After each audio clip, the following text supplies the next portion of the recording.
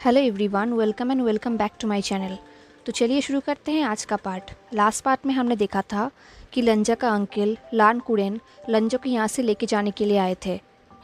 लंजा के पास दो ऑप्शन था, या तो वो विंग को चूज़ करे या फिर अंकल को। विंग ने लंजा से कहा था जाने के लिए। जब लंजा एंड अंकल रोड क्रॉस कर रहे थे तब उन दोनों का एक्सीडेंट हो गया। लंजा ने अंकल को तो बचा लिया, बट वो खुद गाड़ी के नीचे आ गया। विंग ये सब देख के फ्रोज हो गया था। उसने देखा कि सामने एम्बुलेंस आया, लंजा को लेकर गया। कॉलेज के फ्रेंड्स भी वहाँ पर आ गए थे एंड विंग को बहुत ही पीटीफुल नज़र से देख रहे थे। विंग फ्रोज हो गया था, उसके अंदर वो खुद नहीं था। वो वहाँ से जाने लगा। उसे पता नहीं था वो कहाँ जा रहा है, वो क्या कर रहा है। बस वो वहाँ से जाने लगा। वो कंटिन्यू वॉक करने लगा एंड ड्रिंक करता रहा। धीरे धीरे उसका वोडका का बॉटल भी ख़त्म हो गया, बट वो कंटिन्यू वॉक करता रहा। जब वो घर पहुंचा, घर पे जियांग चैंग था। जियांग चैंग को लंजा के अंकल के बारे में पता था, तो वो और भी ज़्यादा वॉरिड था। उसने विंग को देखकर कहा, तुम थे कहाँ? बट विंग ने कुछ भी नहीं कहा। जियांग चैंग ने कहा, फॉरगेट इट। क्या तुम ठीक हो? क्या तुम ड्रंक हो? विंग ने कहा, शायद। ये बोल के विंग अपने कमरे की तरफ जाने लगा। जियांग चैंग ने कहा, शियान मुझसे बात करो। बट विंग अपने कमरे में चला गया। इससे पहले जियांग चैंग उसके कमरे में आ जाता, विंग ने दरवाज़ा बंद कर दिया। विंग की आंखों से आंसू निकल रहे थे। विंग के विजन ब्लर हो रहा था। उसका लेग्स भी वीक होता जा रहा था। वो ज़मीन पे बैठ गया। उसे पता था कि जियांग चैंग दरवाजे के बाहर ही है। अगर विंग रोएगा तो जियांग चैंग को सुनाई देगा। तो विंग ने अपने फ़ोन में म्यूज़िक चलाया एंड मैक्सिमम वॉल्यूम पे डाल दिया। देन वो रोने लगा। वो ज़ोर ज़ोर से रो रहा था। उसका मन कह रहा था कि नहीं, लंजा जिंदा है, उसे कुछ नहीं हुआ है। बट उसके लाइफ में जितना भी डैमेज हुआ वो सब कुछ विंग के वजह से हुआ है। ये चीज़ विंग को बहुत बुरा लग रहा था। उसे बहुत हर्ट फील हो रहा था। वो सब कुछ के लिए अपने आप को दोषी मान रहा था। उसे लंजा की बहुत याद आ रही थी। लंजा के साथ उसका टाइम स्पेंड। कैसे लंजा उसे कहता था कि वो उससे प्यार करता है। लंजा उसे कैरी करके ले जाता था बेड पे। लंजा उसके हेयर को स्ट्रोक करता था, उसके बैक को स्ट्रोक करता था। देन वो लंजा के बाहों में सो जाता था। लंजा उसे कंफर्ट फील कराता था। बट अब ये सब सोच का क्या फ़ायदा? लंजा अभी हॉस्पिटल में है। विंग ने उसे हर्ट किया है। विंग की वजह से आज वो इतना पेन में है। विंग धीरे धीरे उठ के बेड के पास चला गया एंड बेड पे लेट गया। वो सोचने लगा कि काश ये नाइटमेयर हो एंड जब वो सुबह नींद से जागेगा वो लंजा के बाहों में होगा। ये सोच के विंग रोते रोते सो गया। जब सुबह हुई, जब विंग नींद से जगा, विंग को रियलाइज़ हुआ कि ये सब कुछ सच है, ये कोई नाइटमेयर नहीं है। विंग फ्रेश होके ड्रेसअप कर लिया एंड हॉस्पिटल के लिए निकल गया। आज उसे लंजा को देखना है। उसे पता है कि आज वो अपने आप को कंट्रोल कर सकता है। वो लंजा के सामने नहीं रोएगा। वो कल बहुत रो चुका है। आज उसके अंदर हिम्मत है लंजा को देखने का। पर जब उसने लंजा को देखा वो शॉक्ड हो गया। उसका लंजा बेड पे लेटा हुआ है। उसके पूरे बॉडी में बहुत सारे पाइप्स है। ये सब कुछ विंग के वजह से हुआ है। अगर विंग ना होता शायद ये सब कुछ ना होता। विंग को ये सब डेजावू की तरह लग रहा था, क्योंकि ये सेम चीज़ें उसके एंड चुईयांग के साथ हो चुका है। जब विंग उसे देखने के लिए पहुंचा था, चुईयांग एक वाइट चादर में मुड़ा हुआ था। उसके पास उसकी मम्मी ज़ोर ज़ोर से रो रही थी। जब उन्होंने विंग को देखा था, उन्होंने विंग को एक थप्पड़ मार के ये बोला था कि सब कुछ तुम्हारे वजह से हुआ है।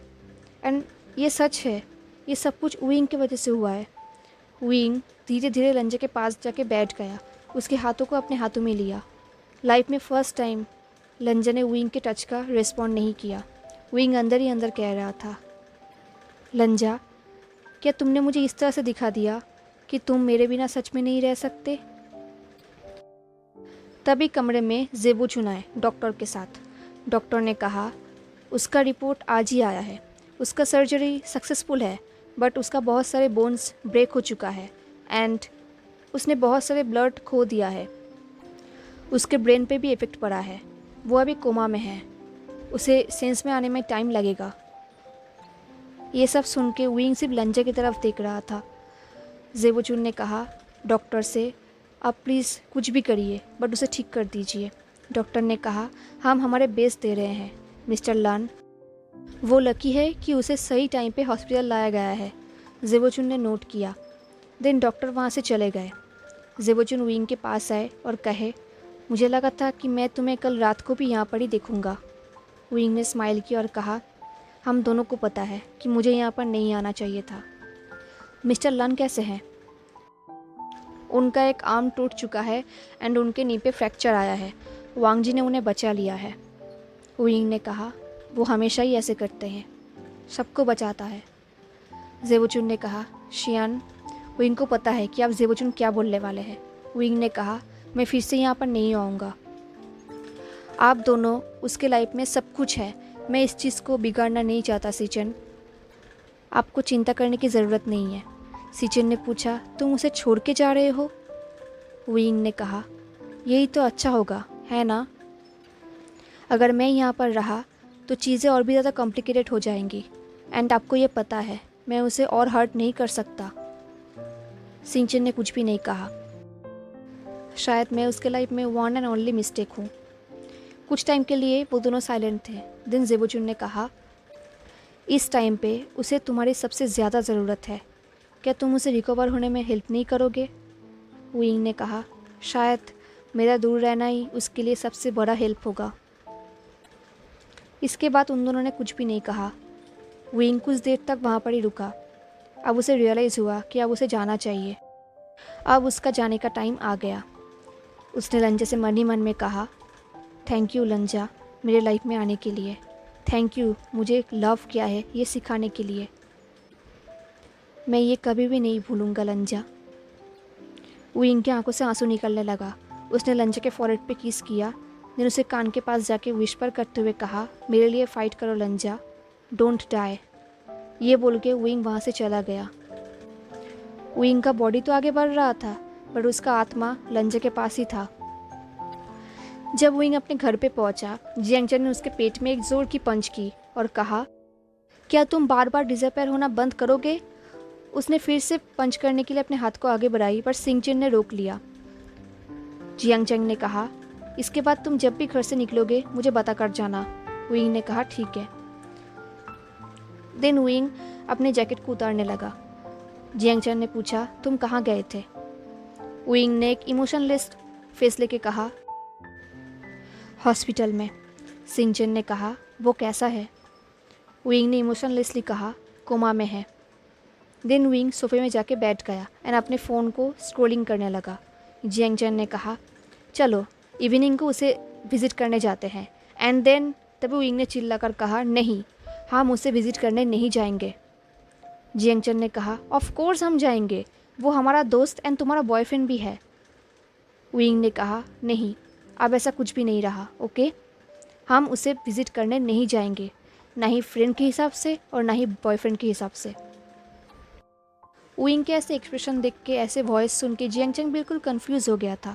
विंग ने कहा, बस जाने दो जियांगचन। जियांगचन ने कहा, जाने दो? ऐसे ही? जस्ट बिकॉज उसके अंकल ने नो कहा? तुम्हें पता है शियान कि वो तुम्हें चूज़ करने वाला है, उसके अंकल को नहीं।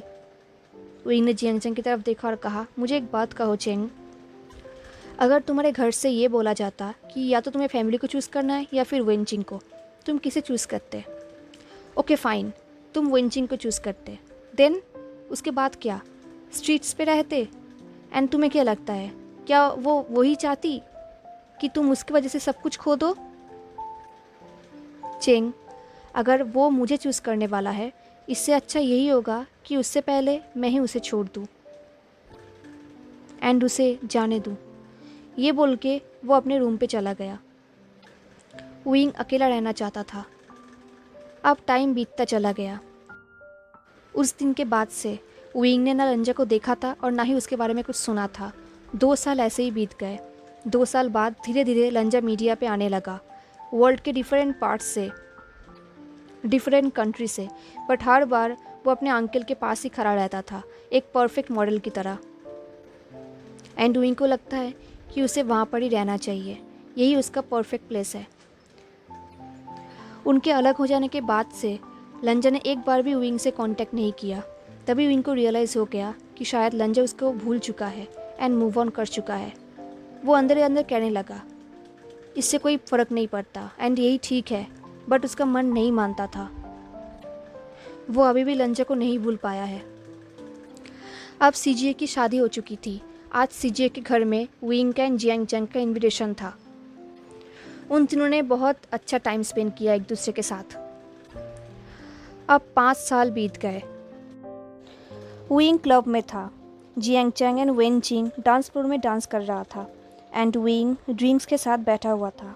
उसका लाइफ बिल्कुल डल हो चुका था। वो चुपचाप बैठा हुआ था। तभी उसके पास एक फ़ीमेल आई। उसने कहा, कोई कंपनी नहीं है? अकेले बैठे हो? विंग ने उसकी तरफ देखा, स्माइल की और कहा, ओ नहीं है, बट गुड कंपनी नहीं है। ये सुनकर उस औरत ने स्माइल किया। देन विंग के पास जाके बैठ गया। उस औरत ने कहा, मेरा भी कोई कंपनी नहीं है। देन उसने अपने हाथ को आगे बढ़ाई और कही, मेरा नाम रूओ है। बट विंग ने हैंडशेक नहीं किया। उसके बदले उसने उसके हाथ को अपनी लिप्स पे लेकर आया और कहा, मेरा नाम शियान है। ये देखकर उस औरत ने स्मिक किया। कुछ टाइम के लिए उन दोनों ने ऐसे ही बातें की। उस औरत ने अपने हाथ को विंग के हाथों से नहीं हटाया था। बात करते करते रूओ विंग के हाथों में अपनी उंगलियों से सर्कल करने लगा। विंग ने यह बात नोटिस किया। धीरे धीरे रूओ विंग के हाथों को मसाज देने लगा। देन रूओ ने कहा, क्या आज रात को वाइल्ड होने का तुम्हारा कोई प्लान है? विंग ने कहा, प्लान बना सकते हैं। रूओ विंग के पास आई और कही, वो कैसे? एंड तुम कितना वाइल्ड हो सकते हो? विंग ने कहा, जितना तुम चाहो। देन रूओ ने विंग को किस किया। विंग ने भी किस बैक किया। वो दोनों किस तो कर रहे थे, बट विंग का माइंड कहीं और था। तभी उस औरत ने सैड स्माइल की और कहा, तुम्हारे माइंड में कुछ और चल रहा है। विंग ने कुछ भी नहीं कहा। वो सिर्फ कन्फ्यूजिंगली उस औरत की तरफ देखने लगी। उस औरत ने कहा, तुम्हारे माइंड में कोई और है। विंग ने कुछ भी नहीं कहा। रूओ ने स्माइल करते हुए कहा, मैं भी ऐसा ही था। कुछ डेंजर होने से पहले मैं सेंस कर लेता था। ये सुनकर विंग ने कहा, क्या मुझे माफ़ी मांगनी चाहिए? उस औरत ने कहा, इसका मतलब मैं सही हूँ। तुम्हें माफ़ी मांगने की कोई ज़रूरत नहीं है। सैडली मैं समझ सकता हूँ कि तुम क्या करना चाहते हो। ये मेरे लिए ब्लेसिंग भी है एंड कर्स भी। कुछ टाइम बाद रूओ ने कहा, मैं बहुत क्यूरियस हूँ। क्या मैं जान सकता हूँ उसके साथ क्या हुआ था? विंग ने सैड स्माइल करते हुए कहा, उसे जाना पड़ा एंड मुझे उसे जाने देना पड़ा। रूओ ने कहा, फोर्स सेपरेशन? विंग ने कहा, रूओ ने कहा, बट तुम्हें देख के लगता है कि तुम्हारे अंदर अभी भी होप है।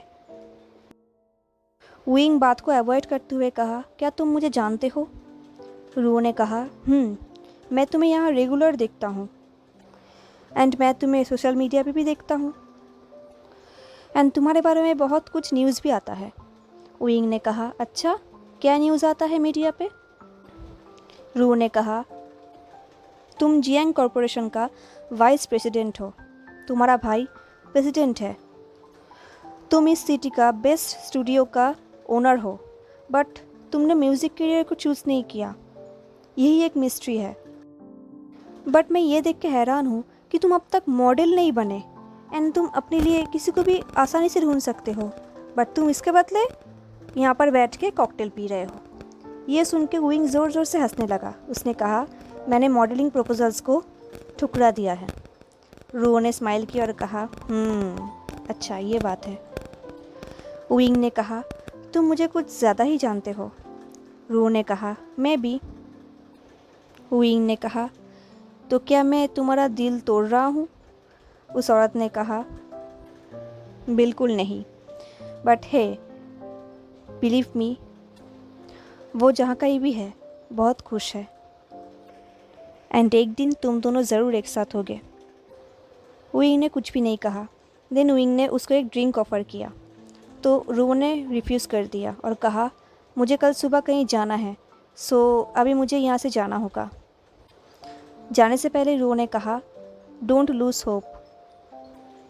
विंग ने स्मिक किया और कहा श्योर। म्यूज़िक स्टूडियो विंग के लिए बहुत ही इमोशनल प्लेस है। वो जब भी वहाँ पर जाता है इमोशनल हो जाता है। आज भी वो अपने म्यूज़िक स्टूडियो पे गया। वहाँ पे वेननिंग प्रैक्टिस कर रहा था।